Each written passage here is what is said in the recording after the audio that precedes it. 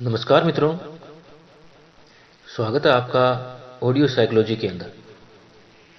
देखिए मित्रों, आज हम एक महत्वपूर्ण थ्योरी के बारे में पढ़ने जा रहे हैं।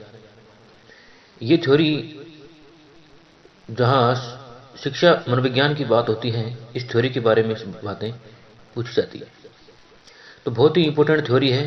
रीट के अंदर अभी अभी इसका ऐड हुआ है और आपको ये थ्योरी दोनों भाषाओं के अंदर मिलेगी, इंग्लिश और हिंदी में।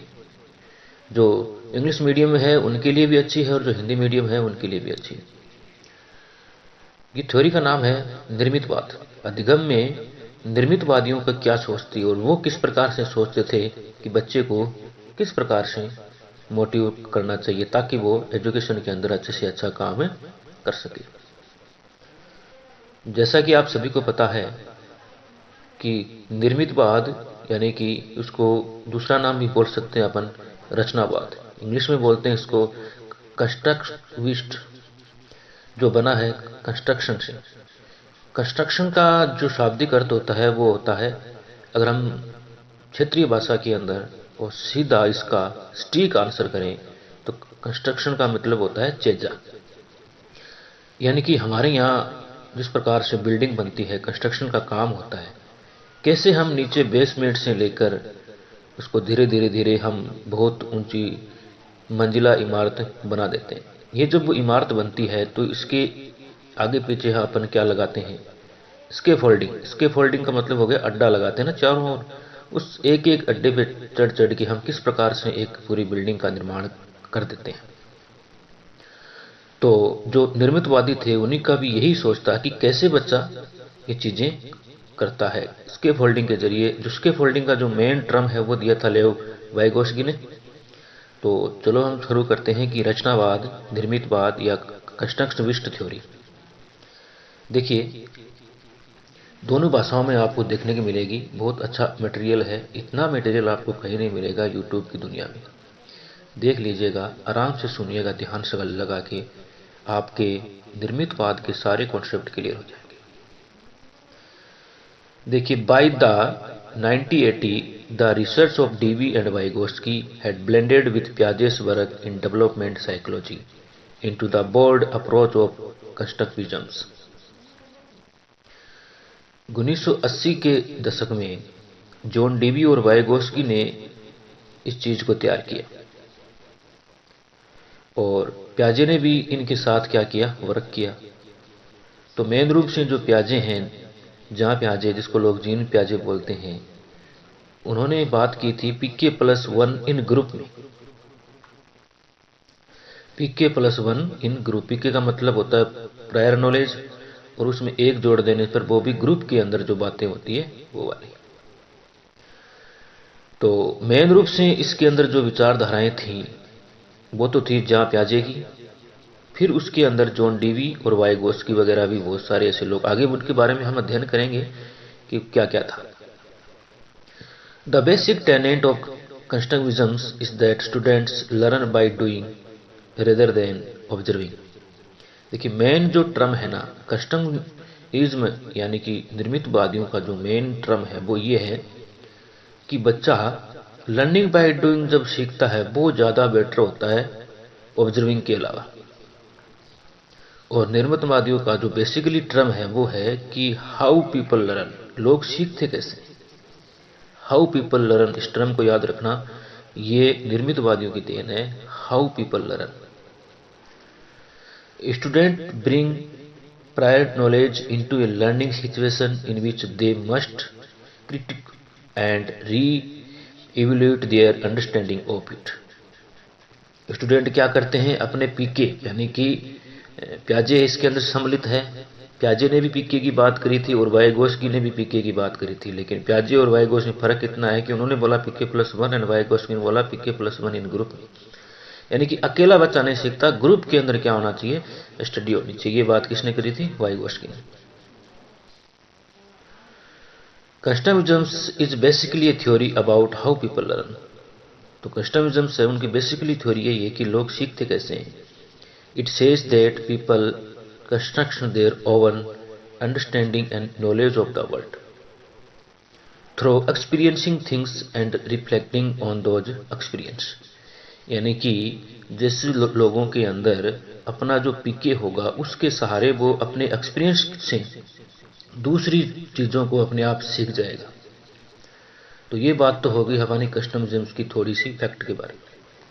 अब देख लेते हैं कि कौन कौन से ऐसे साइकोलॉजिस्ट थे जिन्होंने कस्टमिज्म के साथ अपना इम्पोर्टेंट रोल प्ले किया। तो राइट हु इन्फ्लुएंस्ड कस्टमिज्म इंक्लूड, सबसे पहले बात करते हैं अपन जॉन डीवी और मारिया मोंटेसरी। जॉन डीवी और मारिया मोंटेसरी ने तो इसको किया था इन्फ्लुएंस, ओनली फॉर इन्फ्लुएंस का काम किया था वो तो किया था जॉन डीवी और मारिया मोंटेसरी ने। बट इस पर जो काम किया था, मेन रूप से वर्क किया था, वो किया था जॉन पियाजे, लेओ वाइगोस्की, जॉर्ज किली, जेरोम ब्रूनर और ग्लेसरफेल्ड ने।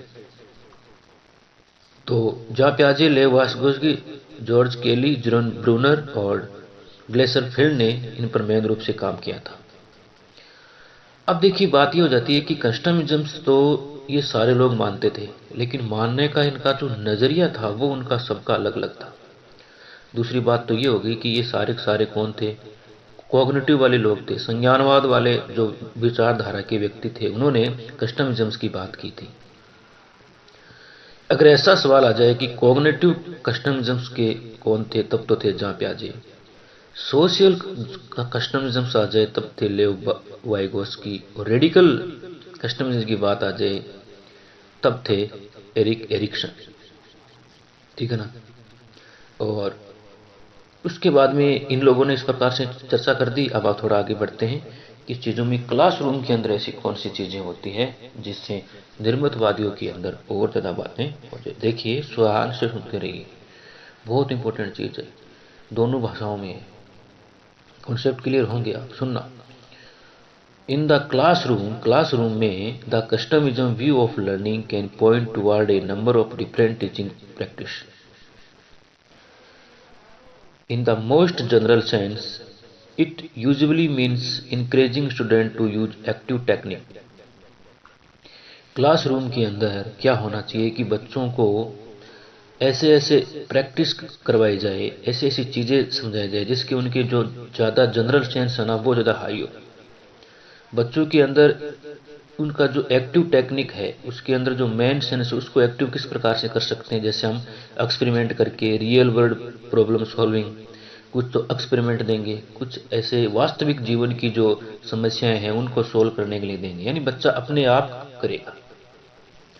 मेन चीज़ ऐसी आगे कि अपने आप समस्या का समाधान करेगा, ढूंढेगा, पता लगाएगा। इसीलिए तो उन्होंने बोला था जॉन डीवी ने कि लर्निंग बाय डूइंग, करके सीखना। देखिए एक तो होता है करके सीखना, दूसरा होता है सीख के करना, दोनों में बहुत फर्क होता है। जो करके सीखते हैं वो ज्ञान स्थायी होता है। To create more knowledge and then to reflect on talk about that they are doing and how their understanding in changing.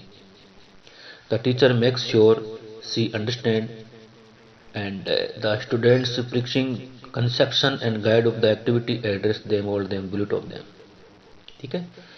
अब बात कर लेते हैं कि बिल्कुल ये स्टूडेंट सेंटर्ड थ्योरी है, बिल्कुल टीचर सेंटर्ड नहीं है। टीचर सिर्फ इसमें एक गाइड के रूप में काम करता है, एक फ्रेंड के रूप में काम करता है। टीचर एक फैसिलिटेटर के तौर पर काम करता है। टीचर एक इंस्ट्रक्शन के काम में काम करता है। टीचर इसके अंदर सिर्फ एक इवल्यूटर के रूप में काम करता है। टीचर इसमें सिर्फ एक लीडर टाइप में होता है। टीचर इसमें एक गौण होता है, एक्टिव होते हैं इसमें छात्र। और इसी कस्टमिज्म्स के आधार पर एनसीएम 2005 बना था। ध्यान रखना, एनसीएम 2005 की आधारशिला है निर्मितवाद। अब इसकी करेक्टरिस्टिक्स ऑफ कस्टमिज्म टीचिंग की क्या क्या विशेषताएं ये देख लीजिए आपकी। One of the primary goal of using customism teaching is the student learn how to learn by giving them the training to take initiative for their over learning experience. ठीक है। अब देखिए हमारे एक साइकोलॉजिस्ट हुए थे, उन्होंने बोला कि ऑड्री ग्रे ने इसके अंदर कुछ और बातें जोड़ दी। ऑड्री ग्रे की अगर डेफिनेशन आ जाए तो उन्होंने कहा कि the learner are actively involve. कि जो शिक्षार्थी है, लर्नर है, वो बिल्कुल सक्रिय रूप से इसमें भाग लेना चाहिए। द एनवायरनमेंट इज डेमोक्रेटिक, वहाँ का जो इन्वायरमेंट है बिल्कुल डेमोक्रेटिक होना चाहिए, छात्रों के हित में होना चाहिए।